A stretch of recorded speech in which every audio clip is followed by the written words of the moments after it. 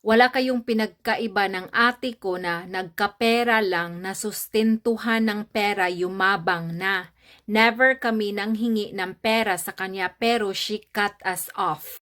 Well, first of all, I don't know your situation and I don't know your ate's situation. Second, there's always three sides to the story. Your truth, her truth, and the truth. Alam mo dong, yung tao, hindi yan nagka-cut off sa'yo kung wala silang rason. And in this situation, I might be on your sister's side because I can at least understand her why she's cutting you guys off. Kung nandito siya sa abroad, alam ko yung pagod at hirap na dinadaanan niya dito. Alam ko kung gaano niya ni-value yung pera dito sa abroad. Kasi nga, dito dong, pinaghirapan yung pera. Hindi ginaganyan. Hindi kagaya yan sa mga Pilipinas na ganyan yung mga tao. I'm not saying na all Filipinos are ganyan, pero karamihan talaga. So, wag mo akong bullshitin dito kasi hindi yan magka-cut off kung wala kayong ginawa.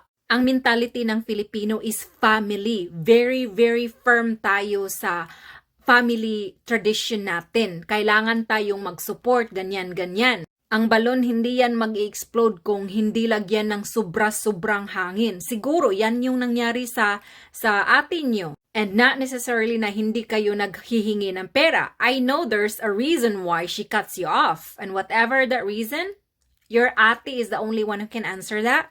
And you're the only one who can answer that. So I do understand your ate and I'm so proud of her for cutting you off because again, you probably don't deserve her help.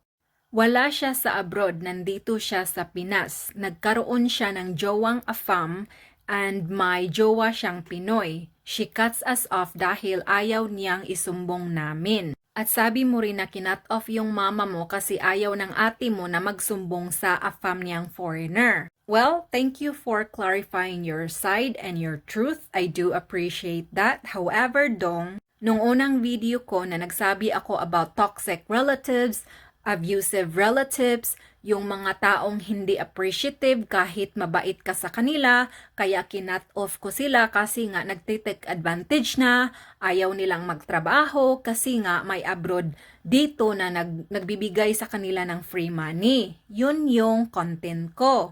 Pero nung nag-comment ka na wala kaming pinagkaiba ng ate mo, of course, pinaliwanag ko sa iyo na hindi easy maghanap ng pera kasi yung pera pinaghirapan yan, hindi yan pinupulot sa lupa. Ikaw nagtatrabaho ka so you know the value of money, right? Pero bakit mo naman ako kinumpare sa ate mo na ang sitwasyon ng family mo at saka sitwasyon ng family ko ay iba, magkaiba sila.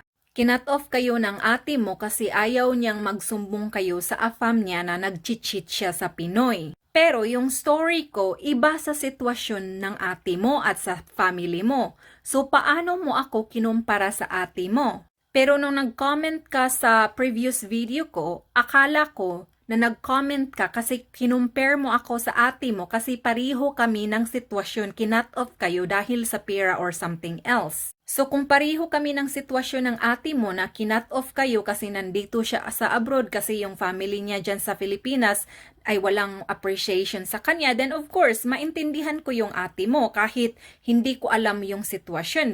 But then again, there's three sides to the story, right? However, based on your story na sinabi mo sa akin na about sa ate mo na nag-cheat, that's not my business. Well, I don't know what to say about that because hindi naman yan ang punto na pinag-usapan ko. So, bakit hindi mo ba naintindihan ang sinasabi ko? So, yun lang ang point ko dong. Bakit mo ako kinumpare ng ate mo na hindi naman magkapariho yung story natin? Iba sa iyo, iba din sa akin. So, yun lang dong. Pero, ang magkapariho lang ng sitwasyon ng ate mo at saka sitwasyon ko ay kinat off ko yung family ko, tapos kinat off kayo ng ate mo. So, same ang title ng book namin, I Cut Off My Family. Pero, yung laman ng book hindi magkapariho. Pero, ang feeling ko lang ay, ang galit mo sa ate mo ay binuhos mo sa akin, na wala naman akong ginawa sa iyo. Ang word na na-offend ka is the word cut off. So, yun lang dong. Hindi ako nag-reply sa'yo kasi may galit ako sa'yo. Ang problema mo is may galit ka sa ate mo pero binuhos mo sa akin. So, hindi ko na yan problema. Problema mo na yan na may galit ka sa ate mo. Pero wag mo akong idadamay sa galit ng ate mo. Okay?